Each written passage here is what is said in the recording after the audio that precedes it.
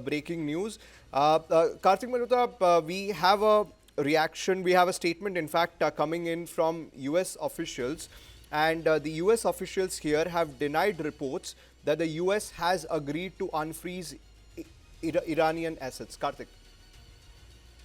Yeah, okay. I'm yet to look at that release, Sabya.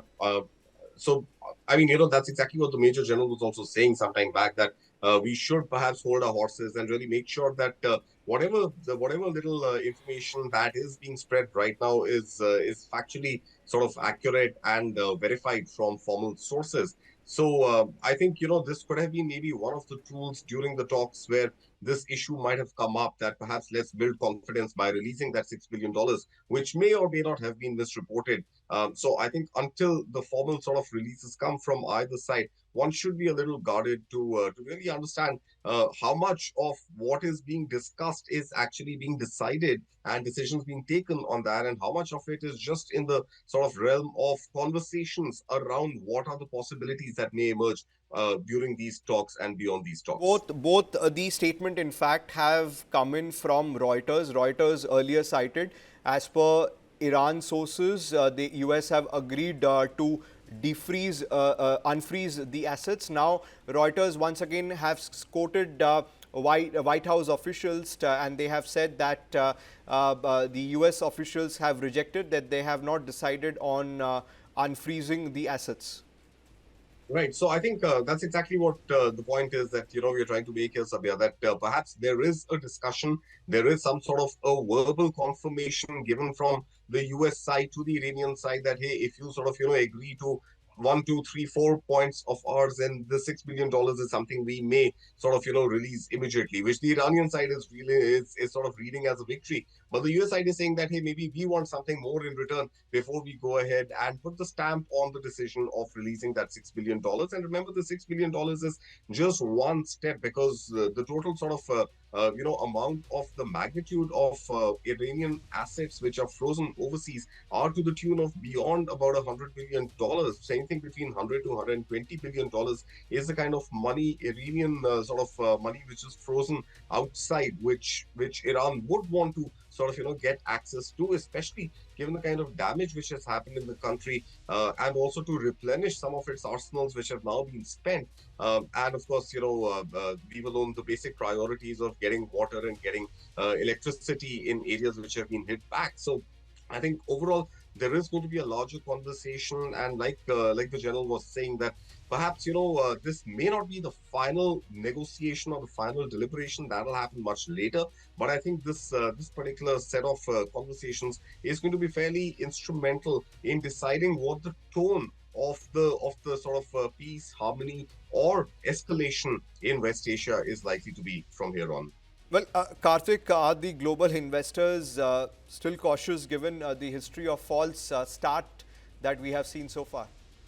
So I think strategically, it's a Saturday that has been chosen for these talks, where it's almost impossible to get a reaction from how investors are viewing these talks. Because remember, until markets were open, and not just Indian markets, even US markets on Friday, which was early morning Saturday for India.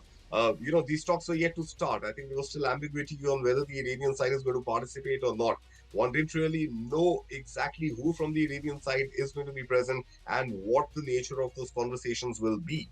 But I mean, if you look at oil prices, for example, ever since ceasefire has been announced, oil prices are climbing down about $94 a barrel as far as the Brent goes. So that's a massive sort of climb down from levels of about 118 to 120 that we had seen earlier. But remember, they still seem to be, at least 50% higher than what they were before the start of the war. As far as investor stock markets are concerned, I think the real reactions will come only on Monday, but one will be in a better sort of position to make an educated guess after the outcome of the Islamabad talks is made public. Well, Major General Singh, you heard the senior executive of News 9, Karthik Malhotra. Now, the Reuters once again putting out that the US officials in White House have rejected the claim that the US have agreed upon to unfreeze the assets of Iran. What do you make out of this? Sachi, I had myself mentioned to you that this requires confirmation before we start even discussing this issue, because it should not be an embarrassment of any kind. And one had a question mark in his mind as to how US has come out so quickly with the release of these frozen amounts, unfreezing them, because nothing forward has moved so far. It is just the 15 points versus the 10 points, and both sides sticking to it. The only thing, perhaps, which has been a positive so far is that the United States has asked Israel to refrain, to climb down on its firing on Lebanon, and that talks of Lebanon Hezbollah issue would take place in Washington. I think that is one thing. And I said a little earlier that Israel retains to be the swing state in these peace talks. Definitely, the stakes are there. The issue, cause and effect, starts from the state of Jewish birth, 1948. So that is the thing. Yes, at the same time, at the core lies the sovereignty of the country of Iran, trying to make a nation submit to the diktats of foreign powers. You will not have a nuclear program. You will not have nuclear enrichment program. You will not have missile development program. Uh, Hormuz Straits, their part of it, they control. I think you are trying to overarch on the sovereignty of a nation. And this nation, Iran, has shown that it will not fall prey to pressures. It is an independent state which knows how to make forays for its own existence. So, United States, to that fact, has been shown the slate, and that is why these peace truce talks are taking place. And we hope, as Indians and Indian government stand, that peace prevails.